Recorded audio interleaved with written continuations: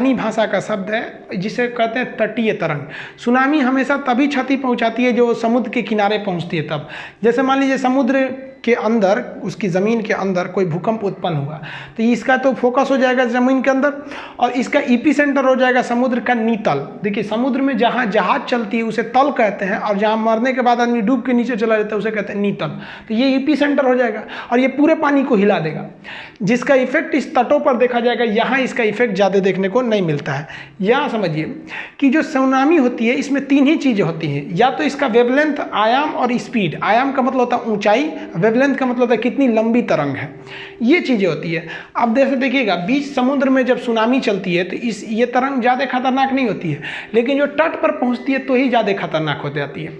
समुद्र में इसकी जो लंबाई होती है, इसके वेवलेंथ की जो लंबाई होती है वो लगभग 200 किलोमीटर लंबी होती है। 200 किलोमीटर लंबी लंबी तरंगें चलती हैं बीच समुद्र में, जिसका नतीजा होता है कि बीच समुद्र में अगर कोई जहाज है, कार्गो जहाज, इसके नीचे से अगर कोई सुनामी चली जाएगी ना तो पता ही नहीं चलेगा। इतनी लंबी तरंग होती है और उसकी ऊंचाई भी बहुत कम होती है। अब मान लीजिए कोई बहुत लंबा धागा है, उसको हल्का से उठा भी दीजिएगा तो पता तो नहीं चलने वाला है।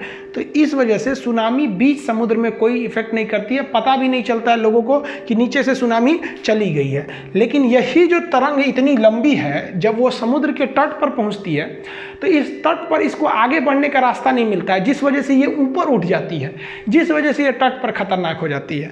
तो जो मिड सी है यानी समुद्र का बीचों बीच एक कोस्टल एरिया, दोनों में डिफरेंस क्या होता है कि बीच समुद्र में इसकी वेवलेंथ 200 किलोमीटर होती है, जो तट पर आकर केवल 10 किलोमीटर हो जाती है। यानी 200 किलोमीटर की चीज़ को अगर आप दबा के केवल 10 किलोमीटर में करिएगा तो ऊंचा हो ही जाएगा।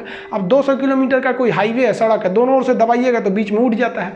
यही नतीजा होता है कि जो ऊंचाई यानी जो आयाम थी इसकी बीच समुद्र में 1 मीटर था, वो तट पर आकर 30 मीटर हो जाता है। 30 मीटर सोचिए ना, तो उतना हाइट हो जाने की वजह से ये ज़्यादा खतरनाक हो जाता है। लेकिन समुद्र में कोई रुकावट नहीं होती है, इस वजह से समुद्र में सुनामी की स्पीड बहुत ज़्यादा होती है और तट पर आने के बाद सुनामी की जो स्पीड होती है वो कम हो जाती है। तट पर देखेंगे तो इसकी ऊंचाई बढ़ जाती है लेकिन स्पीड थोड़ा सा कम होता है, लेकिन वाटर लेवल इतना ज़्यादा हो जाता है कि इसके नुकसान इतना भयानक हो जाता है। जैसे देखिए ये पानी वाली जहाज है, एम्बैंकमेंट तोड़ के शहर में घुस गई है और ये पानी वाली जहाज समुद्री चीज को शहर में फेंक देता है, इतना ज़्यादा लॉस होता है। जापान तो इसका भुक्तभोगी है। अब आप देखिए ना, ये पानी वाली जहाज को उठा के लाया था समुद्र और शहर में फेंक दिया था और एक बिल्डिंग के ऊपर ये पानी वाली जहाज को फेंकना पड़ा था। 2011 में जो जापान में सुनामी आई थी, वो समुद्र के नीचे जो भूकंप आया था वो उसकी तीव्रता इंटेंसिटी 9 रिक्टर स्केल पे था, इतना भयानक था। तो ये कुदरत जो है ना वो दिखा देती है कि हम जब चाहें इंसान को ध्वस्त कर सकते हैं। तो इससे बहुत ज़्यादा लॉस होता है। इससे बचने का एक उपाय होता है जिसको हम लोग टेक्निकल भाषा में डार्ट कहते हैं। डार्ट का फुल फॉर्म होता है deep ocean assessment and reporting of tsunami. ये क्या होता है कि इसके 2 डिवाइस होते हैं। एक समुद्र में ये तैरते रहता है, इसको लगा दिया जाता है।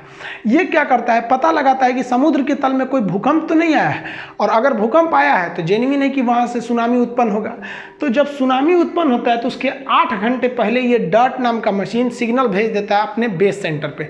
जैसे अंडमान निकोबार में डार्ट मशीन को लगाया गया है और इसका जो सेंटर है वो कहाँ पे बनाया गया, हैदराबाद में। अंडमान निकोबार में भी यहीं से चेतावनी दे दी जाएगी 8 घंटा पहले। सुनामी आने के 8 घंटा पहले ये चेतावनी दे देता है और कुछ घंटे पहले समुद्र का जो तट होता है वो पीछे हट जाता है, क्योंकि पिकअप बनाने के लिए पीछे हटा है तो लोग घूमने चल जाते हैं, आके एक बार बहवा के लेके चला जाता है ये सुनामी।